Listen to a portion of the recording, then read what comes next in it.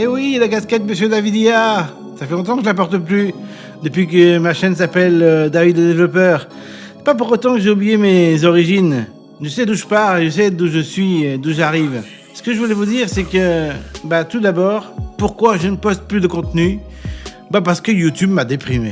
Je vous dis la vérité, YouTube me déprime. J'ai 100 vues par vidéo.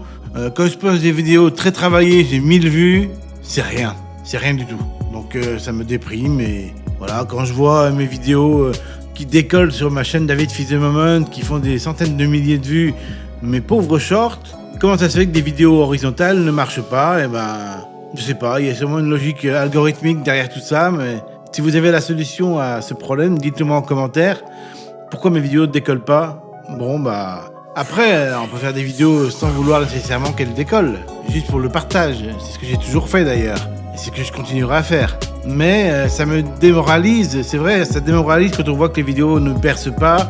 On se dit, on fait des vidéos pour pas grand-chose, pour très peu de personnes, et donc on a moins envie de bosser, de travailler.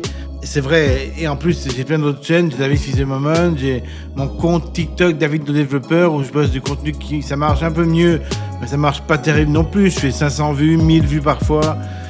Voilà, c'est un peu le même genre de vues qu'ici, c'est un peu normal, mais tous mes comptes, mes chaînes qui parlent de programmation ne font pas énormément de vues.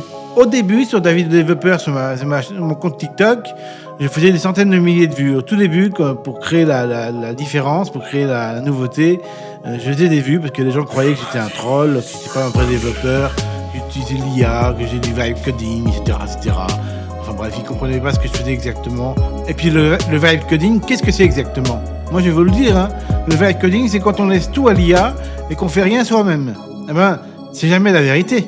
Parce que si on laissait tout à l'IA et qu'on faisait rien soi-même, alors l'IA ferait tout le boulot, on n'aurait jamais à lui dire corrige ça, corrige ça, corrige ça, corrige ça. Donc déjà rien que là, il y a déjà une ambiguïté. C'est pas vraiment du vibe coding. Le vibe coding, c'est quand c'est purement l'IA qui travaille et que nous, on boit notre petit café, on fait rien, on revient et c'est tout fini, quoi. C'est vraiment pas ce que je fais, hein. Moi, je fais de l'interaction avec l'IA et je lui pose des questions, je lui dis fais ça, corrige ça. Je teste, je regarde si les applications fonctionnent, etc., etc. Donc rien que pour ça, c'est quand même bien différent du vibe coding pur tel que les gens le perçoivent généralement. Et puis sinon, c'est pas grave que je m'appelle plus Monsieur Davidia. Je continuerai à poster des vidéos d'IA sur ma chaîne David le développeur de temps en temps quand j'aurai envie de le faire. Et en attendant, je vous dis de passer d'excellents moments sur ma chaîne David le développeur. Car il y a encore plein de vidéos que j'avais faites auparavant. Il y a toute une énorme quantité de vidéos qui parlent de programmation, d'IA, etc. que vous pouvez encore regarder.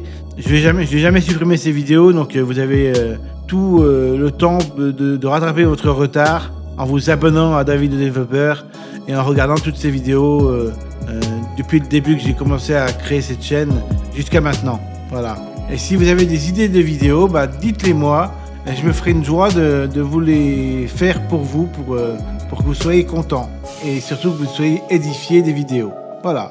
David le développeur vous dit au revoir et retire sa casquette. Bye.